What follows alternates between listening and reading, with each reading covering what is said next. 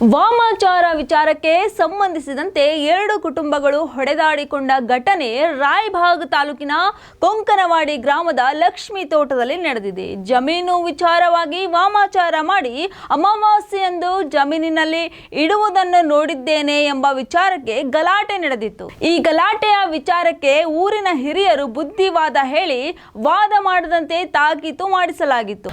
ಆದರೆ ಆಕಸ್ಮಿಕವಾಗಿ ನಾಗಪ್ಪ ಆರಂಭಾವಿ ಕುಟುಂಬದ 6 ಜನರ ಗುಂಪು ಸಹೋದರ ಸಂಬಂಧಿ ಯಲ್ಲಪ್ಪ ಅವರ ಮನೆಗೆ ನುಗ್ಗಿ ಹಲ್ಲೆ ಮಾಡಿದ್ದಾರೆ ಎಂಬ ಆರೋಪ ಕೇಳಿಬಂದಿದೆ.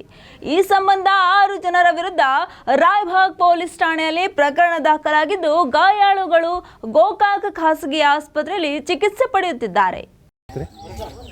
ಮಲ್ಲಾಗ ಮಾಡಿಕೆ ಮಾಡಿ ಇಟ್ಟಿದ್ರು. ಯಾವಾಗ ಎಷ್ಟು ದಿವಸ ಈಗ 2-3 ಅಮಾಸೆ ಮಾಡಿಸಿಟ್ಟಾಗ ಮಾಡಿದ್ರೆ ನಮ್ಮ ಸಹಿತ ಹೋಗ್ಯಾರ ಹೊಲ್ದಾಗ ಸಂಡಾಸ್ ಹೋದಾಗ ನೋಡ್ಕೊ ಕೂತ್ಕೊಂಡು ನೋಡ್ಯಾರ ಅವ್ರು. ಸಂಜೆ 8 ಗಂಟೆ ನಾವು ಇಲ್ಲಿ ಆಗಿದ್ದಿಲ್ಲ, ಬೆಂಗಳೂರು ಆಗಿತ್ತು ಸರ್. ನಾನು ಫೋನ್ ಹಚ್ಚಿದ್ರೆ ನಂಗೆ ಹಿಂಗೆ ಮಾಡಿಕೆ ಮಾಡಿಸಿದ್ರೆ ಯಾಕೆ ಅಂತ ಮನೆಗೆ ಕೇಳ್ಯಾರ. ಹೋಗಿ ಕೇಳಾಕಂತ ಅವಾಗ ಏನೋ ಅಂದಿರು ಗಪ್ಪದಾರ.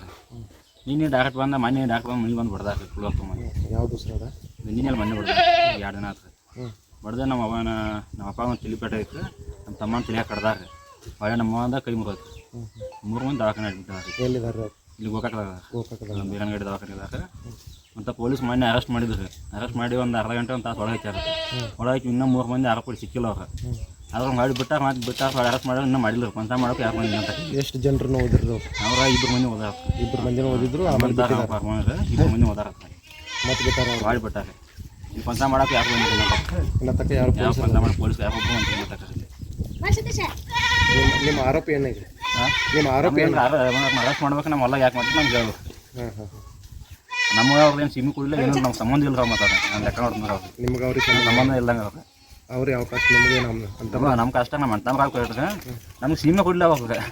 ನಮ್ಮ ಹೊಲ ಯಾಕೆ ಮಾಡಿಸಿರ್ಬೇಕು ಅವ್ರು. ಅದು ಮಾಡಿಡೋದು ನೀವೇನು ನೋಡಿದ್ರೇನು? ಹಾಂ ನೋಡ್ಯಾರ ಅಪ್ಪ ನೋಡಿದಾರ. ಹಾಂ ನಿಮ್ಮ ಅಪ್ಪ ಹೆಸರೇನು? ಯಲ್ಲಪ್ಪ ಅರ್ಧ.